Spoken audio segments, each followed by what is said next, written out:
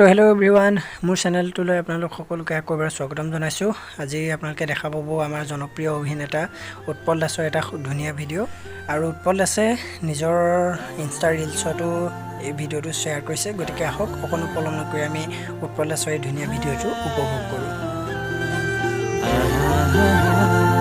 তোমাকে না পালে মৰু মৰু যেন লাগে, তুমি শুন বুজানে আছো মই কি দৰে মোৰে হৈ থাকিবা মোৰে জীৱনলে দুয়ে সাজিলো ঘৰে খনি সুখৰে আছো থাকিম তোমাৰ সতে আন একো মোক সুখ নালাগে তুমি দিয়া মৰমে জিয়া